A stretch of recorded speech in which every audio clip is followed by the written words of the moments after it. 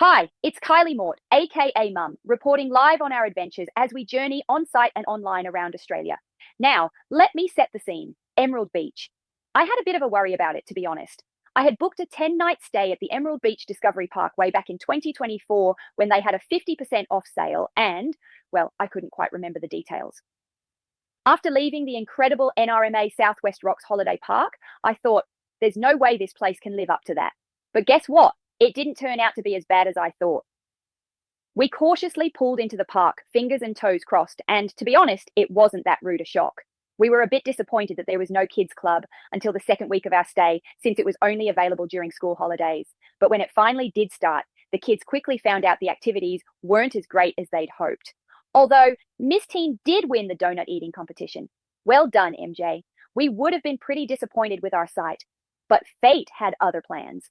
We met the groundsman on our way in, who took one look at our setup and went straight down to the office to reallocate us the best site in the park. We ended up on an end site right next to the beach access with a massive double concrete pad. Now that was a win. There was a bit of inconvenience with using an actual key to get into the amenities block. No keypads here, but the amenities block we were near was actually quite nice. There was only one laundry, but it had cheaper $5 machines, which was great. And it took me a whole week to realize that the park did have a doggy bag dispenser. It was just located at the back, far from us. The park was dog friendly and the beach was also dog friendly, but for my nervous little snag dog, it was a bit hectic. It had to have been the most popular dog beach we've been to, and to be honest, it kind of freaked her out. But she did meet a delightful gentleman sausage dog who was sweet and playful and didn't bark at all. Bliss. Tom, being Tom, made friends with other fishermen and motorbike riders, and he was the social butterfly he always is. He went boating with a very keen fisherman and dirt bike riding with a whole crew of riders. How did he find them, you ask? Like any keen hard enduro rider, he went out into the bush and stalked them. Honestly, he saw all the best locations with the way he spent his days. And of course, we couldn't visit this area without the obligatory trip to the Big Banana. Neither Tom nor I had ever been, and as per usual, the kids researched the best way to package the trip, even making a full schedule for the day. We packed lunch into the fridge in the truck and parked in a perfect shaded area. We got there early, which was a total bonus. Here's my take on the Big Banana, pros and cons. Pros. There were so many different things for the children to do, and they loved everything. The plantation tour? Well, it's not quite a tour. It's a short walk on your own under the bananas, but it's free, and they give you a banana at the start. Can't complain there. There was a very interesting documentary in the packing shed at the end, and some great signs for homeschooling content. The escape room? Awesome. Our first experience, and it was a total blast. We will definitely be doing this again, but be warned. Tom and I went on a behind-the-scenes walkthrough of the adults-only escape room, and let me just say, you can totally understand why kids aren't allowed. The jump scares and realistic gore they can create with plastic? Yeah, count me out.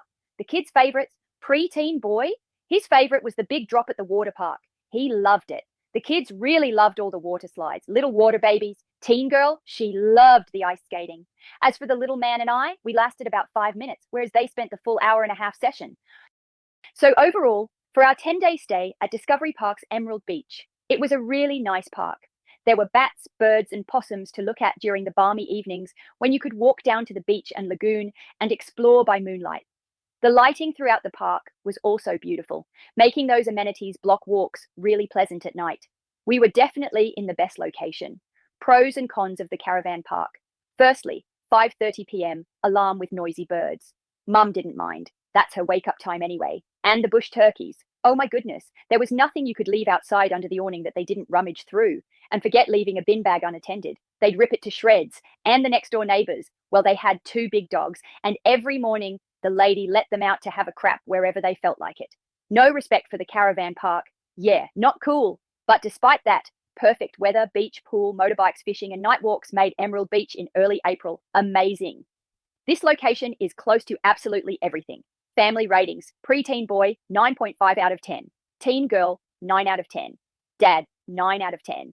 Mum, 7 out of 10. The dog beach was too hectic for my little snag dog. Have you got some great tips for us or places you'd recommend?